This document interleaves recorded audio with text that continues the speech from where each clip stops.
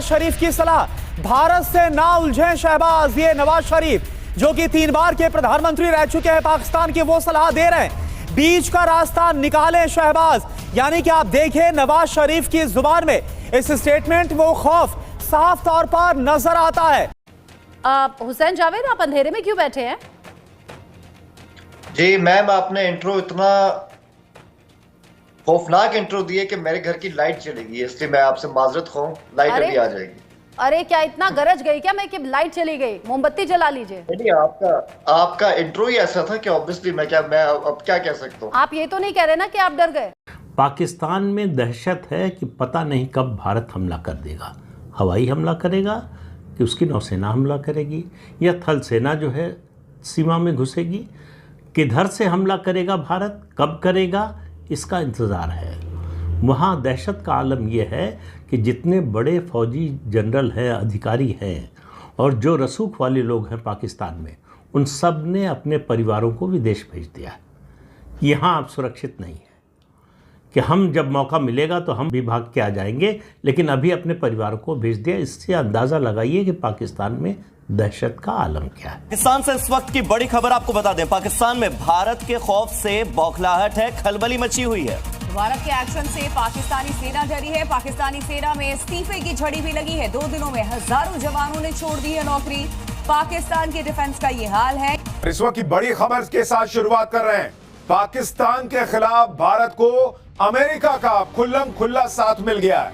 America की intelligence chief हैं तुलसी Gabbard, उन्होंने बड़ा बयान दे दिया है और तुलसी गबार्ड ने साफ साफ कह दिया है कि पहलगाम के गुनहगारों को चुन चुन कर मारने में मोदी के साथ है अमेरिका।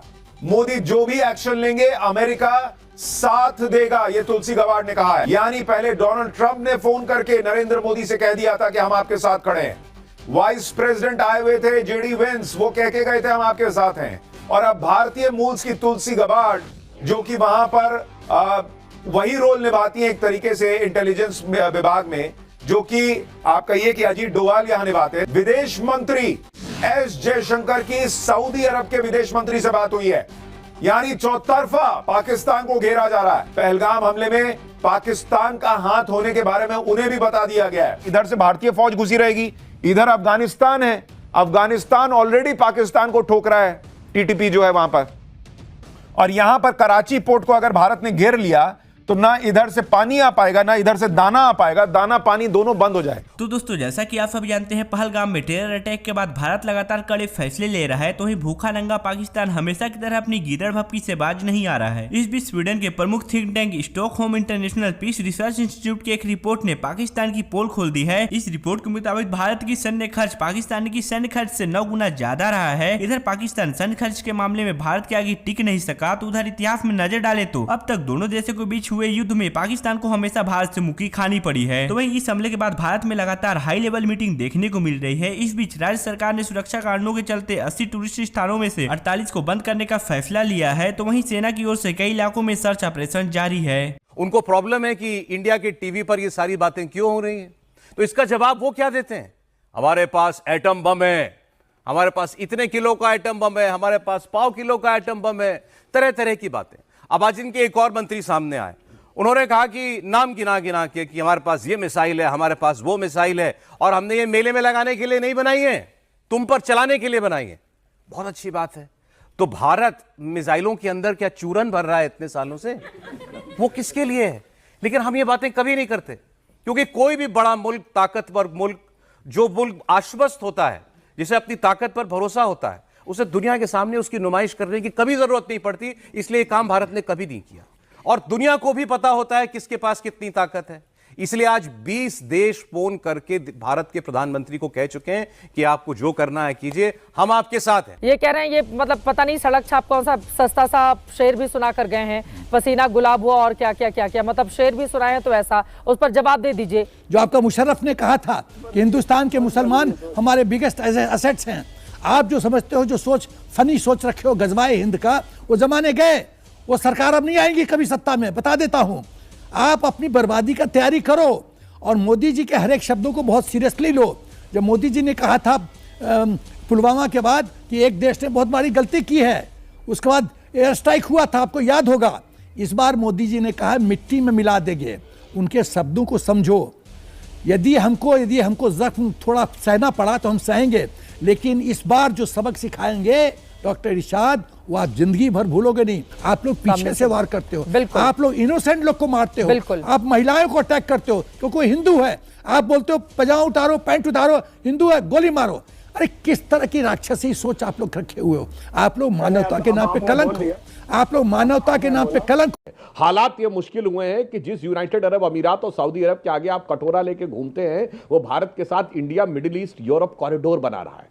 मोहम्मद बिन सलमान G20 में आए, एक दिन एक्स्ट्रा रुके भारत पे व्यापार पे बात करने के लिए। यानी जिसके कदमों में आप झुक के कटोरे की भीख मांगते हैं, वो हमसे दोस्ती का हाथ बढ़ा रहा है साहब। सुनिए, मिडिल ईस्ट के 4 मुस्लिम देशों ने और कुल मिला के 6 मुस्लिम देशों ने अपना highest civilian award Modi ji को दिया है। मैं चैलेंज करके पूछता हूं, किसी पाकिस्तान के प्राइम मिनिस्टर को दिया हो तो बताइए। पाकिस्तान का प्रधानमंत्री जब सऊदी के शेख से मिलने के लिए जाता है तो ड्राइवर बन के जाता है।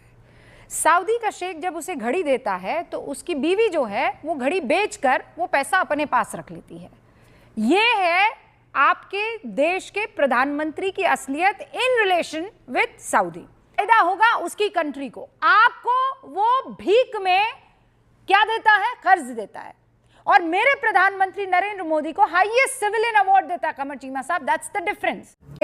हमने कहा था कि एक बार और अगर आपने सीने पर खंजर घोंपने की कोशिश की तो उसके बाद बलोचिस्तान खो दीजिएगा। और ये आज आप ये मत समझिए कि हम यूं ही हवा में कह रहे हैं। मैं आपको हिस्ट्री वाला आईना दिखाती हूं और उसमें अपनी शक्ल देखिए एज अ पाकिस्तानी, आपको दिखाई दे जाएगा कि यही भारत है जिसने आपके जिस्म से बांग्लादेश तोड़कर अलग कर दिया था, याद रखिए। मैं ये कहता हूँ ये 2025 का पाकिस्तान है, ये आपको नानी याद दिलवाएगा, आप बेफिक्र रहिए। अरे नानी कैसे याद दिलाएगा, हम आपके नाना हैं, आप कहां से याद दिला देंगे नानी? अभी आप देखती जाइए, एक नानी आपके पास बात।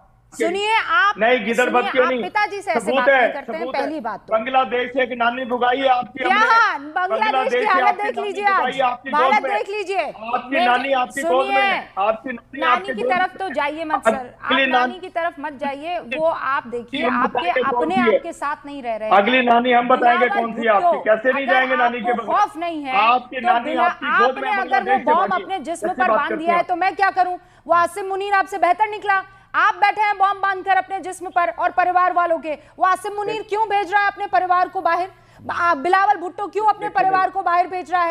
आपको मैं यहाँ पर बैठकर आपकी गीदड़ भपकियां नहीं सुनूंगी। आप वो लोग हैं जो लातों के भूत है, बातों से नहीं मानते हैं। आप वो लोग हैं जिनको सच में प्यासा मरने की जरूरत है।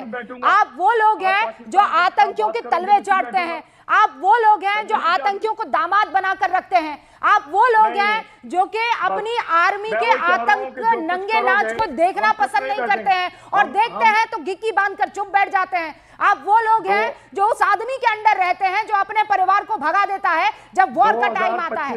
आप जैसी बुज़दिल कौम किसी ने नहीं देखी है। आप वो लोग हैं जो बलोचों के छाती पर नाचते हैं। आप वो लोग हैं जो पाकिस्तान ऑक्युपाइड कश्मीर के औरतों को, उनके बच्चों को, उनके भाइयों को अगवा करके ले जाते हैं। आप वो कौम के लोग हैं जिनको तो खुदा भी माफ नहीं करेगा, दोज़ख में भी जगह नहीं देगा। आप वो कौम है। कोई आदमी आपके साथ रहना नहीं चाहता है, कोई मुल्क आपके साथ खड़े रहना नहीं चाहता है।